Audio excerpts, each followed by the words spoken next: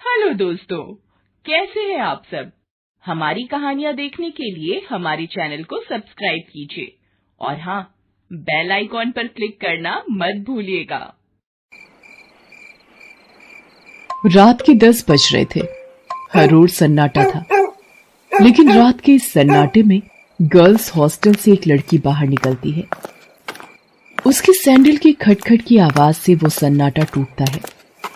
बाहर उसके इंतजार में एक आदमी अपनी बड़ी और लंबी सी कार में बैठा हुआ है। वो उसकी कार के पास जाती है और उसके शीशे पर नॉक करती है। शीशा खुलता है। लड़की अंदर बैठे शख्स से पूछती है, दिवाकर मित्तल। अंदर बैठा आदमी सहमति में अपना सिर हिलाता है। फिर वो लड़की, जिसका नाम शोभा था, वो उसकी गाड़ी में उसकी बगल वाली सीट पर बैठ जाती है। दिवाकर मित्तल उसके चेहरे की ओर मुस्कुराकर देखता है और कहता है, जैसा सुना था वैसी ही हो तुम, बहुत तीखी, लाल मिर्च की तरह। दिवाकर मित्तल के पैर कार के एक्सीलेटर पर जाते हैं और पल भर में कार हवा से बातें करने लगती है। थोड़ी देर बाद वो कार शहर के एक सबसे बड़े 5 स्टार होटल में प्रवेश करती है। दिवाकर मित्तल पार्किंग में अपनी कार लगाता है और होटल के रिसेप्शन पर जाता है और अपनी प्री बुकिंग के बारे में बताता है। दिवाकर अपने रूम की चाबी लेता है और शोभा के साथ उस कमरे में जाता है। दिवाकर दरवाजा बंद करता है और शोभा से पूछता है, कुछ लोगी तुम, पीने या खाने में? आप जो भी मंगा लीजिए। दिवाकर होटल के कमरे में लगे फोन से रिसेप्शन पर कॉल करके अपना ऑर्डर देता है। थोड़ी देर में वेटर ऑर्डर लेकर आ जाता है। वे दोनों खाने के साथ साथ थोड़ा थोड़ा पीते भी हैं और फिर दिवाकर और शोभा एक दूसरे में खो जाते हैं। सुबह जब शोभा की नींद खुलती है तो दिवाकर वहां नहीं होता है। उसके तकिए के नीचे नोटों की गड्डी रखी होती है। वो गड्डी को उठाती है, फिर होटल के बाहर आती है। बाहर आकर वो एक कैब बुक करती है और उसमें बैठकर गर्ल्स हॉस्टल की ओर निकल जाती है। कैब वाला बीच बीच में उसे घूर कर देखता है तो शोभा को गुस्सा आ जाता है। क्या देख रहे हो? क्या देख रहे हो बार बार पीछे मुड़कर? आगे देखकर गाड़ी चलाओ, नहीं तो अभी तेरी कंपनी में फोन करूंगी, फिर सारा घूरना निकल जाएगा। कैब वाला शोभा की बातों से डर गया। शोभा कैब की खिड़की से बाहर देखती हुई जा रही थी और मन ही मन खुद से बातें कर रही थी। सब कुछ कितना फेक है ना यहाँ, सब कुछ।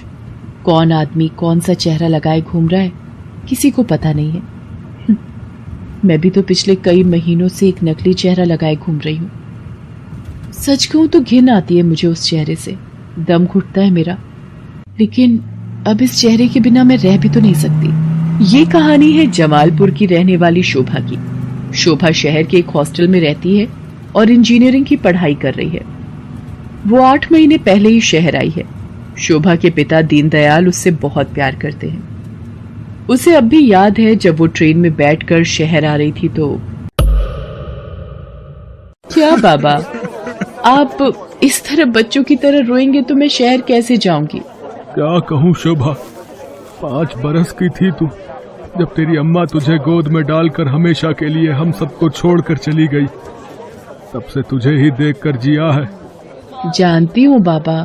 सोचा था कि एक बार ही तुझे विदा करूंगा जब तेरी शादी होगी, लेकिन शादी के पहले ही। ये कहकर दीनदयाल शोभा को गले लगाकर फिर से फूट फूट कर रोने लगा। ठीक है बाबा, मैं नहीं जाती हूँ शहर, यही रहती हूँ आपके पास। लेकिन आप ही तो हमेशा जिद करते हैं कि तुम्हें खूब पढ़ना है, बहुत बड़ा आदमी बनना है। अब आगे की पढ़ाई गांव में तो नहीं हो सकती, तभी तो मैं शहर जा रही हूँ। ठीक है, मैं ट्रेन से उतर जाती हूँ। उसी समय ट्रेन की सीटी बजी। दीनदयाल जल्दी से ट्रेन से उतरा। ट्रेन ने कुछ ही देर में रफ्तार पकड़ ली। शोभा ट्रेन से आगे निकलती गई और दीनदयाल पीछे छूटता गया। शहर में शोभा गर्ल्स हॉस्टल में रहने लगी और अपनी पढ़ाई करने लगी। उसकी रूम पार्टनर थी रेखा। रेखा का बैकग्राउंड भी शोभा की तरह ही था। उसके पिता नहीं थे। उसकी माँ दूसरों के खेतों में काम करती थी। बहुत कठिनाई से गुजर बसर होता था। एक दिन की बात है, शोभा कमरे की सफाई कर रही थी तो उसे रेखा के तकिए के नीचे से नोटों की गड्डी मिली। इतने सारे पैसे, ये यहाँ कैसे आए? रेखा उस समय नहा रही थी। जब वो नहाकर बाहर आई तो शोभा ने उससे पैसों के बारे में पूछा, लेकिन रेखा ने उसकी बात का सही सही कोई जवाब नहीं दिया। आश्चर्य तो हुआ क्योंकि वे दोनों अच्छे दोस्त थे। कुछ बात तो है जो रेखा मुझसे छिपा रही है, लेकिन क्या?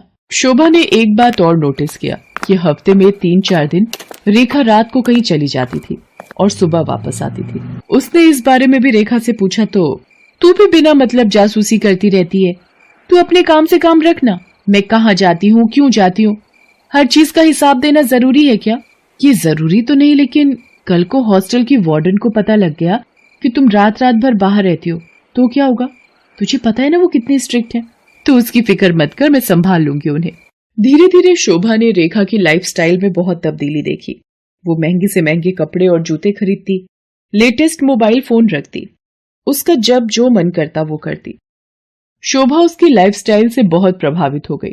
शोभा ने बचपन से अब तक गरीबी ही देखी थी, इसलिए उसका भी मन करता कि वो भी नए कपड़े खरीदे, महंगे मोबाइल रखे, उसका जो मन करे वो कर सके। रेखा देख, मैं तुझसे ये नहीं पूछने वाली कि तू ऐसी रईसों वाली लाइफस्टाइल कैसे जीती है, लेकिन मैं भी तेरी तरह जीना चाहती हूँ। मैं तंग आ गई हूँ एक एक पैसे के लिए तरसते हुए।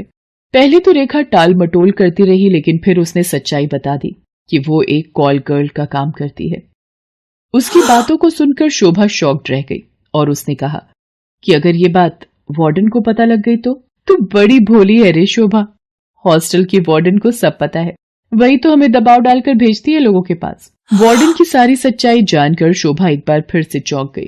रेखा ने उसे ये भी बताया कि हॉस्टल की कुछ और लड़कियां ये काम करती हैं।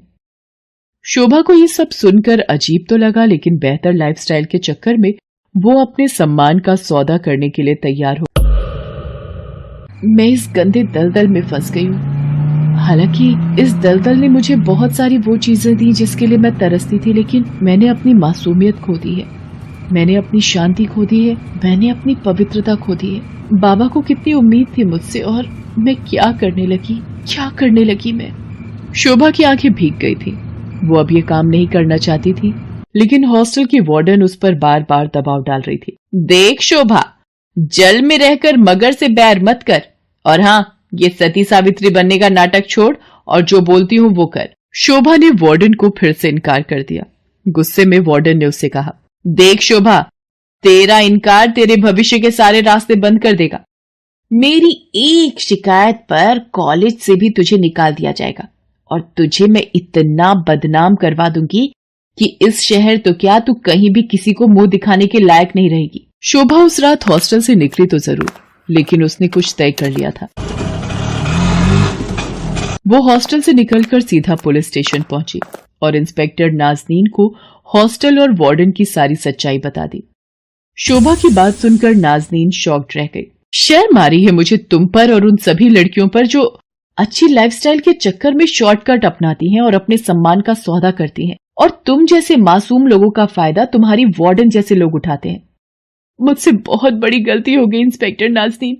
मुझे खुशी है कि तुम्हें अपनी गलती का एहसास तो हुआ, लेकिन ये गलती कोई और ना करे और तुम्हारी वार्डन किसी और का फायदा ना उठाए। इसके लिए इस पूरे रैकेट को तोड़ना पड़ेगा।